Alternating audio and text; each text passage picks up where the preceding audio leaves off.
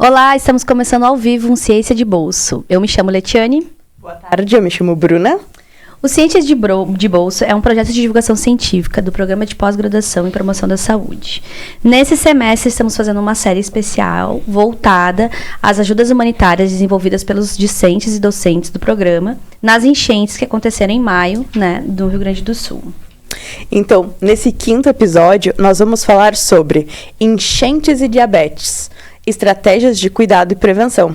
Para isso, nós convidamos o enfermeiro, estomaterapeuta, educador em diabetes e doutorando do PPGPS, o Gustavo Gomboski, para falar sobre o cuidado ao paciente diabético em situações de catástrofes climáticas. Seja bem-vindo, Gustavo.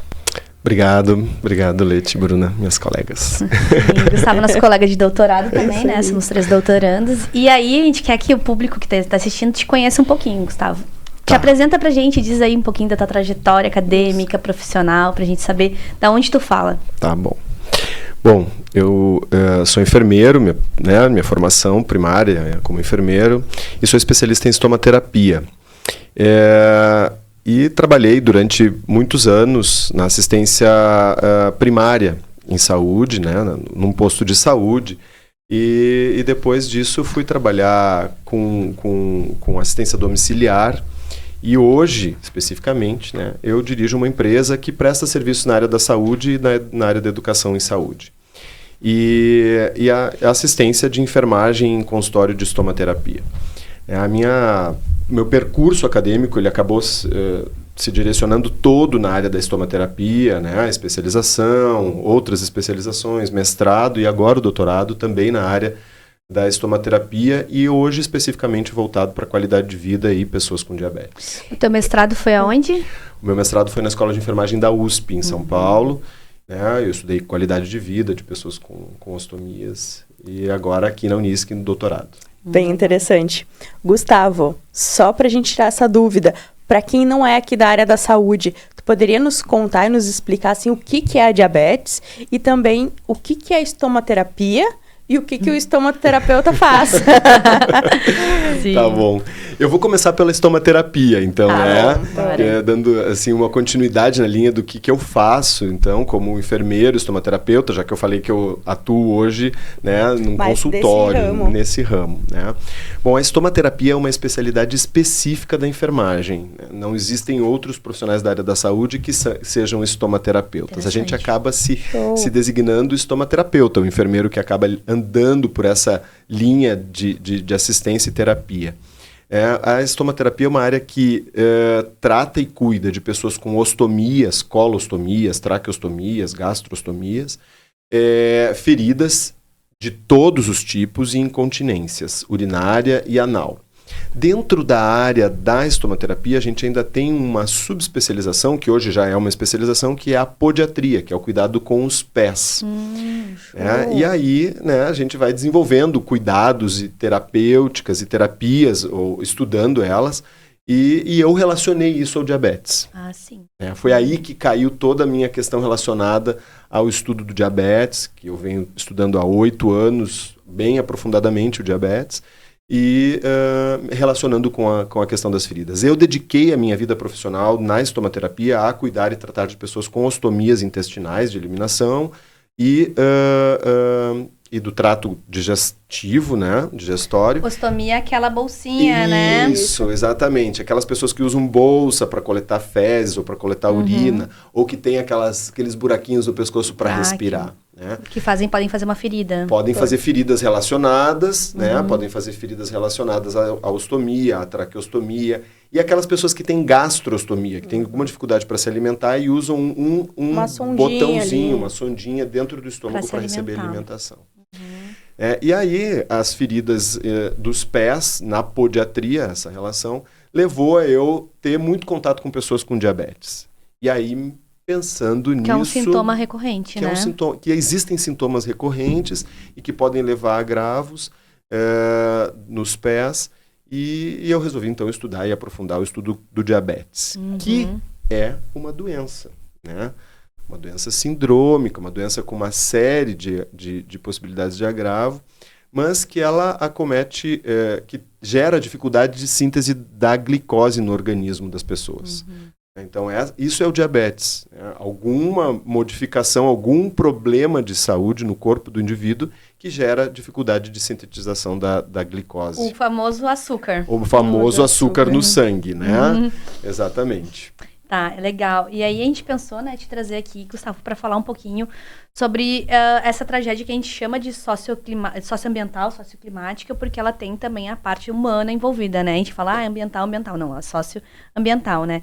E muito se falou das pessoas que ficaram desabrigadas e que ficaram sem acesso às insulinas, né? Principalmente os pacientes chamados insulino-dependentes, e ficaram sem acesso às insulinas, porque eu sei que é um produto que precisa de uma refrigeração, um cuidado a mais, né?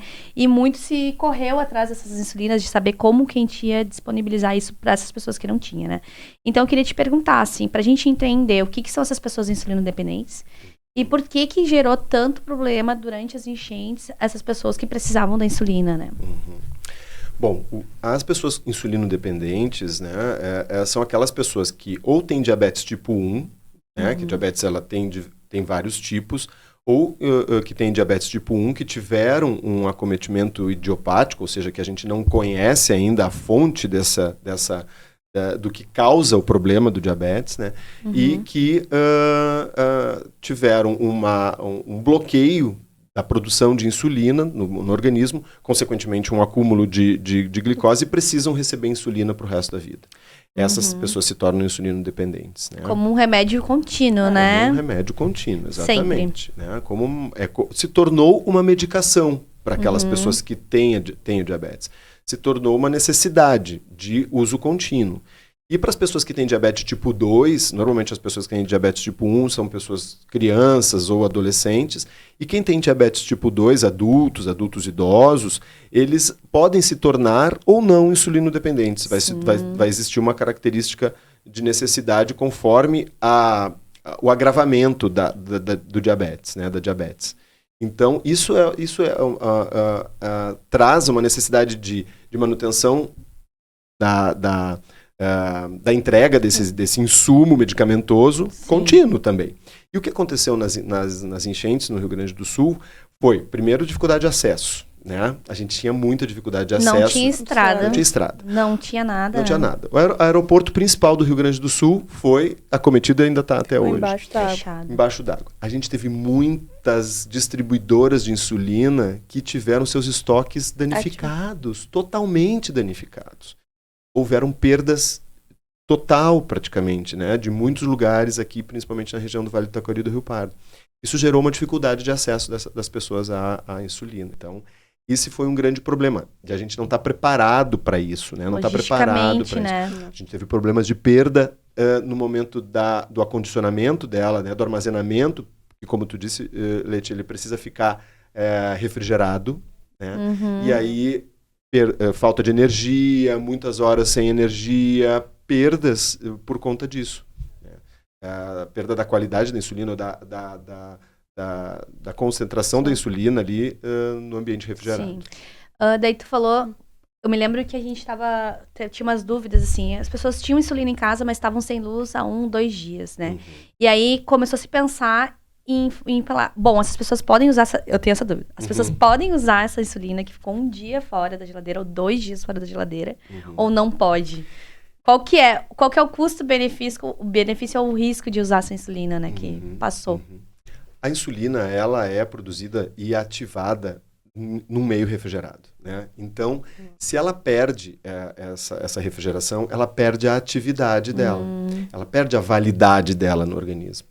Portanto, se ela se mantiver entre 2 e 8 graus até um determinado período do tempo, se ela ficar 24 horas dentro de um ambiente sem energia elétrica, mas que se mantém em 2 e 8 graus, pode ser utilizada durante o período em que ela se mantiver dentro dessa temperatura. Mas, depois disso, né, o risco não vai existir, mas o benefício também não. Queria pegar um gancho quanto a isso. E aí, pensar assim, então, estamos numa situação parecida, não temos energia elétrica. Quais são as recomendações, como que a gente pode estar orientando para essas pessoas para conseguir manter a insulina, então, nessa temperatura? É um baita desafio, né, Bruna? É um grande desafio, porque se a gente não tem refrigeração, né, a gente não tem manutenção da insulina. Nesse sentido, a gente precisa recorrer aonde tiver gelo, aonde a gente conseguir... Freezer ali. Num freezer, num vizinho, num município do lado, em algum lugar onde tem energia elétrica, onde tenha gelo, um produtor de gelo que vá manter... Né, em caixas hermeticamente fechadas. As caixinhas de isopor, podemos botar ali. Exatamente, caixas de isopor, caixas dessas caixas... coolers. Os coolers, isso aí. Né, nos coolers para manter a refrigeração da insulina. De preferência que tenha um termômetro que meça essa temperatura. Que saiba mais ou menos, né? Se não tiver também... Aí sim, Leti e Bruna, aí sim é melhor o correr o risco para ter o benefício do que não fazer a insulina se a gente não consegue controlar essa temperatura. Sim, né? Interessante. Mas que mantenha ela refrigerada. E, Gustavo, a gente, né, acompanhou muitas notícias sobre as situações que aconteceram e a gente viu a história de muitas pessoas. E aí, uma das questões assim que merece destaque, agora se a gente pensar na população que tem diabetes, é que muitas elas não tinham acesso a uma alimentação adequada, elas também, então, como tu falou antes, não tinham acesso às medicações. E, frente a isso, assim, eu queria que tu pudesse nos explicar mais que, por exemplo, também a situação de todo do estresse, né? Isso agrava os sintomas da diabetes? E de que forma, assim? Então, Bruna, sim, o estresse é um disparador, assim, né, de alteração da glicemia no organismo. É um dos disparadores. A questão no período das enchentes, as pessoas não terem acesso à dieta e às medicações, que não é só insulina, né, é importante de a gente deixar claro que a gente... não usa só insulina para diabetes, né? Tem medicamentos de via oral. Então, toda essa situação que aconteceu de não ter acesso à alimentação, não ter acesso à medicação, ela agravou muita gente. E muita gente acabou tendo consequências em relação a isso. Né? Então, uma dica, né, agora se preparar para isso, né? Para se preparar, acho que assim, tanto as pessoas com diabetes quanto os órgãos sanitários cuidarem para que se tenham preservação das medicações, estoque de medicações e tudo mais. E em relação ao agravo, sim, a gente teve muitas histórias de agravo. Ontem mesmo eu escutei a história de um prestador de serviço da minha empresa que ele contou para nós que durante as cheias ele teve que entrar dentro da água para salvar pessoas ou salvar familiares, e aí de pé no chão, né, e acabou tendo uma infecção no pé e teve que amputar 2 dedos do pé por conta de um agravamento da diabetes. E aí, só antes da gente passar para a próxima pergunta, assim, só também, já que a gente está tentando aqui trazer essas informações para acessar, para a comunidade saber, tu poderia dizer, assim, alguns sintomas que a pessoa, quando ela está com diabetes, ela vai sentir, vai estar alterado? Por exemplo, ela ficou ali um tempo sem comer, não fez a sua insulina, alguns sintomas, assim, que o outro, que pode destacar e o outro prestar mais atenção? Sim, até para buscar ajuda, né? E isso, acho que essa é uma pergunta com uma resposta que serve para todo mundo, né? Tanto para quem tem diabetes, para quem não tem diabetes, né? Para ficar atento se sabe que o outro tem diabetes, ficar atento a esses sintomas, né? Mas a hiperglicemia, por exemplo, o aumento da glicose no sangue, ela pode trazer uma série de sintomas, assim, né? Tontura, obstrução da visão, embaçada. a visão embaçada, né? Essa coisa meio cinza, meio estranha. Alguma coisa está errada. Alguma coisa vai estar errado, né? Pode ficar tonto, a pessoa pode sentir formigamento, então na ponta dos pés, na ponta das mãos. Se ela não tem neuropatia periférica diabética, né? Aquela lesão dos nervos da região da ponta dos pés, da ponta das mãos. Então, tem que ficar atento. Quando a glicose está muito baixa, da mesma forma, pode sentir tontura, desmaio, dor de cabeça, secura na boca, né? Então, isso são sintomas que tem que ficar atento e sempre carregar junto alguma coisa para comer, né? De preferência algo que seja mais solidificante, assim, ou um suco, ou um chocolate, ou uma bala mole, né? De forma que, para evitar engasgos, enfim. Então, sempre ter algo para comer em caso de hipoglicemia, né? E na hiperglicemia, sempre ter junto consigo o seu estojo de medicamentos. Né? Sempre ter perto de si a sua caneta de insulina ou a sua insulina para poder receber a insulina em caso de hiperglicemia, de alta do açúcar no sangue. Sim, temos várias dicas aí, né? Agora começou a chover no Rio Grande do Sul de novo essa semana. E já estavam falando, quem mora perto dos rios, das áreas de enchente, para já começar a se preparar, né? E eu acho que uma das dicas que tu deu aí é que quem já tá morando naqueles locais, já se prepara o seu cooler, já começa a fazer seu estoque de, daqui a pouco, alimentos, né? De insulina. E também responsabilizar o governo, né? Agora já se sabe que pode alagar, se tem que ter um plano de contingência, né? Agora a gente queria entrar um pouco mais nas questões que tu falou dos pés diabéticos, né? A gente que participei de mutirões de limpeza na cidade e tal, conhece o cheiro, a característica da lama, da podridão, daquela água que passou por dentro de todo o Rio Grande do Sul, 70% do Rio Grande do Sul, né? E aí a gente imagina as pessoas sem botas, sem proteção, naquele chão, naquela água, naquela lama, e ainda trouxe mais um exemplo de um funcionário que passou por isso, né? E aí eu queria perguntar, assim, quais os cuidados para quem tem pé diabético, né? Esse sintoma da patologia que tu falou, né?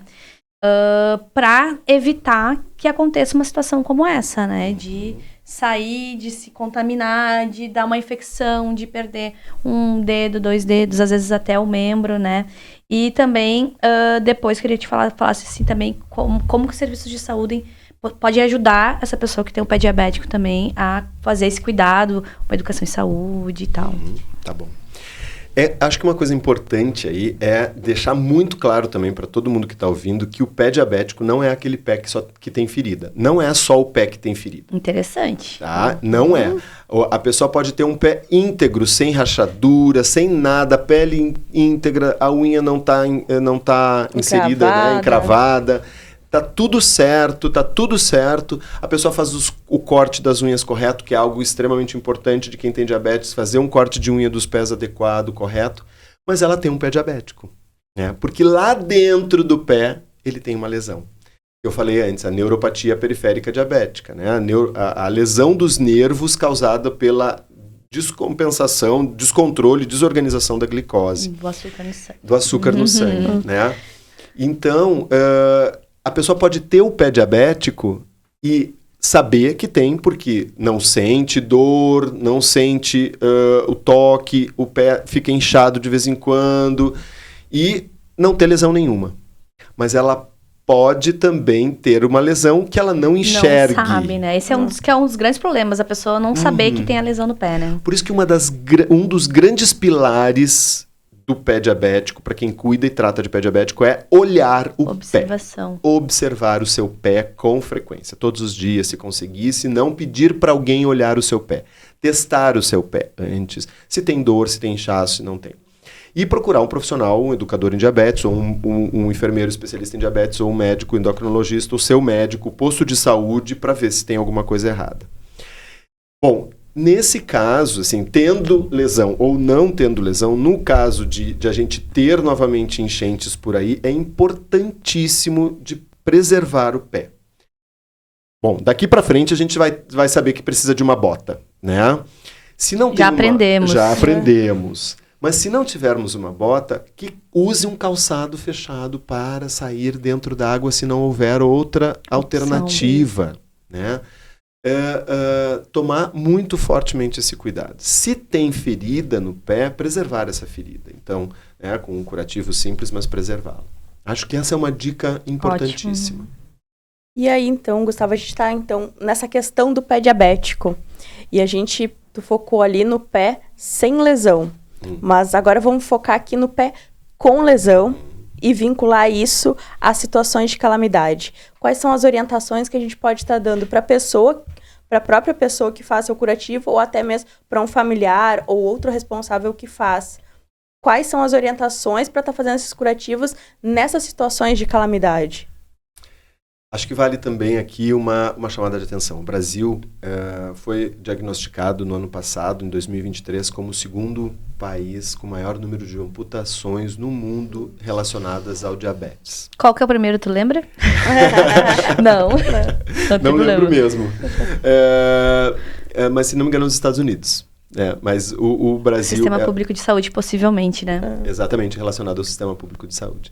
Então, isso é uma coisa importante de a gente chamar a atenção, né? Então, assim, essa é uma questão muito importante. Muito importante. Se alguém tem diabetes e tem pé diabético, né?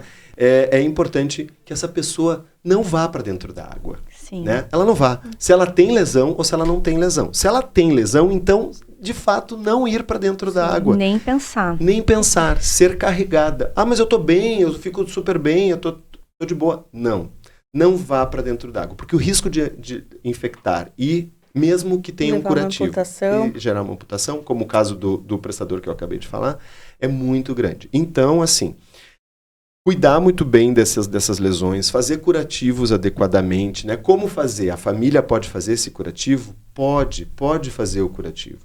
Né? Evitando que mantenha a área infectada, então manter limpo, manter com um curativo fechado e, muito importante, se buscar ajuda no posto de saúde, buscar ajuda nos serviços de saúde aos profissionais habilitados, ou mesmo que não sejam, mas que possa ter um direcionamento para essa assistência. Ainda falando sobre feridas. Ótimo. Esse é um mundo, na verdade, Bruna, que a gente passaria horas conversando. Aqui.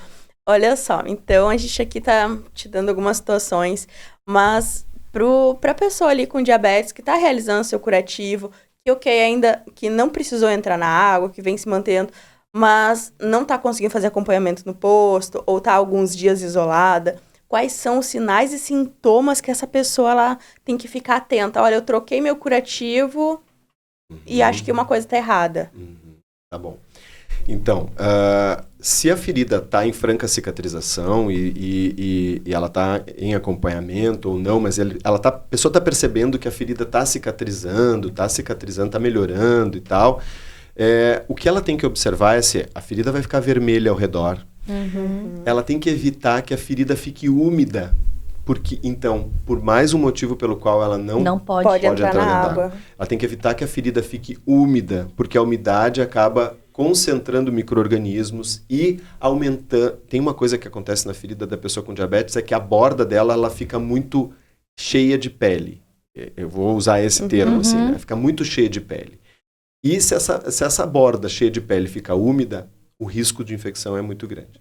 Então, ela tem que observar se essa ferida não fica úmida, se tem vermelhidão ao redor da ferida, se esse vermelhidão não está subindo pelo pé, se ela tem dor, se ela consegue sentir, se ela não tem neuropatia, porque tem pessoas que têm neuropatia e acabam tendo tudo isso e não tendo dor. Então, se ela tem dor, e se essa dor pode estar estendida atrás do joelho, se essa dor pode estar estendida na virilha, se ela tem íngua na virilha. Íngua que é infecção, né? É infecção. Né? Deu um problema, agravou o negócio, tá? Se ela tem febre, então tudo isso ela tem que observar. Se ela tem uma secreção, ferida. Se tem algum cheiro, tudo isso ela tem que observar, mas começa pelo vermelhidão. E além de não entrar na água, que tu falou da umidade, né? Também não ajudar nas limpezas, né? Não. Pelo amor de Deus. Porque às vezes a pessoa fica tão angustiada, a gente entende, né? Fica tão angustiada pela situação que acha que, né, pode e não pode, não ajudar nas limpezas. E outra coisa que eu ia falar também, que quando as pessoas ficaram abrigadas, algumas coisas tem que ser ditas quando tu entra num abrigo. E uma delas eu tenho um pé diabético, eu tenho uma ferida, né? Para que a equipe do abrigo também saiba que tu vai precisar dos cuidados, daqui a pouco chamar um enfermeiro, chamar um médico para fazer o cuidado, né? E fazer uma avaliação. E aí, então, Gustavo, agora a gente falando sobre futuro, sobre perspectivas, né?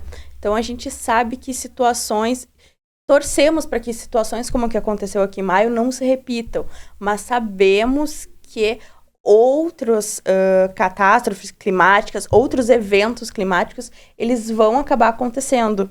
E aí a pesquisa, ela precisa estar andando junto com isso e acompanhando essas previsões.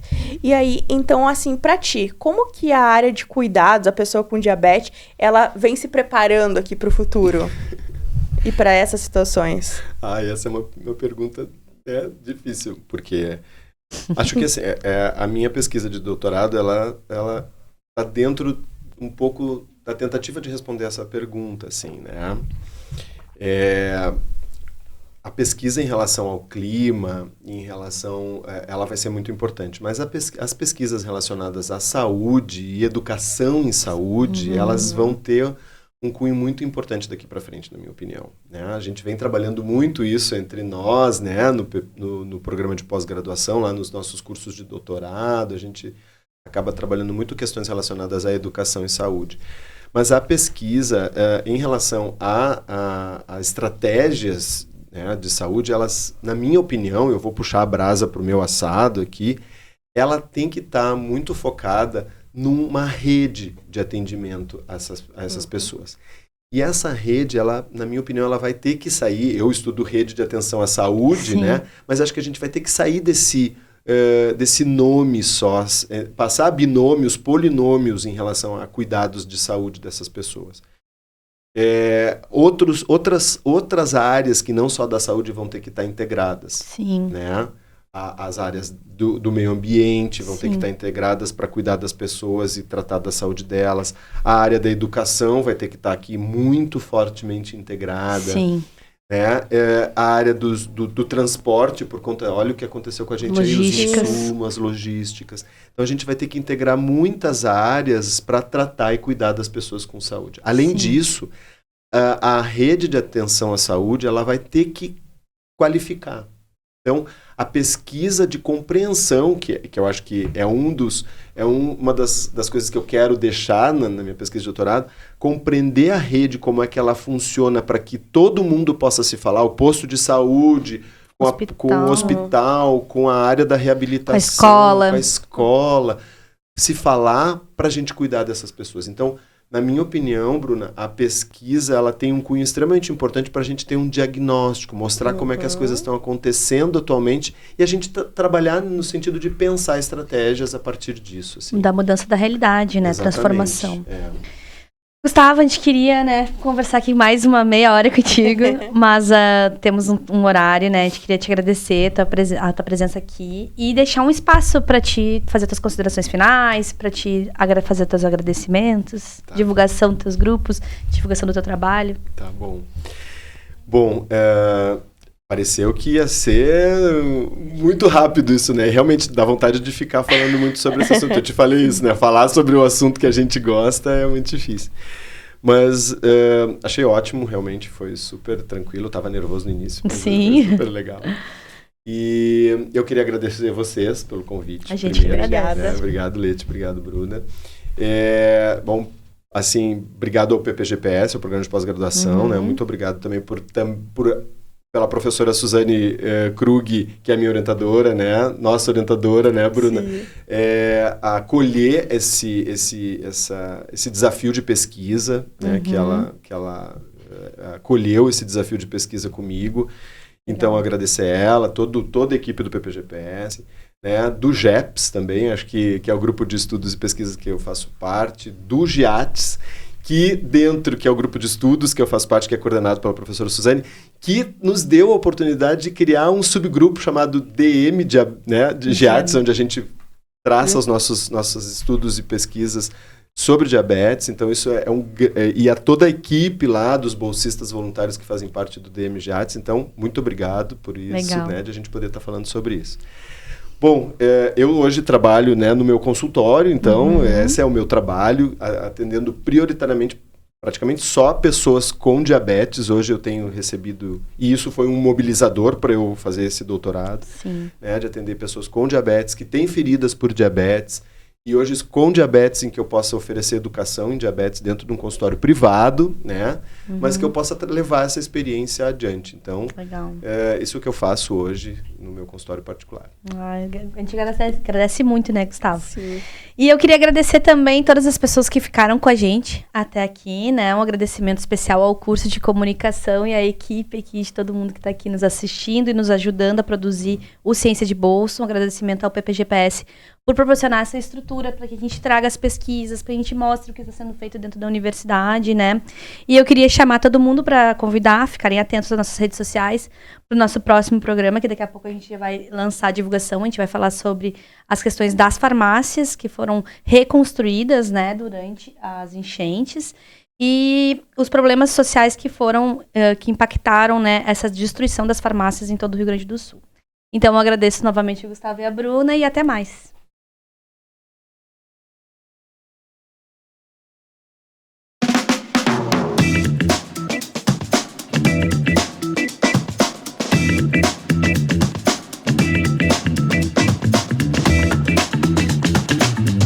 Você que está assistindo Ciência de Bolso, não se esqueça de se inscrever no canal da Unisque TV, ativar o sininho e seguir a gente em nossas redes sociais, no Instagram e no Facebook.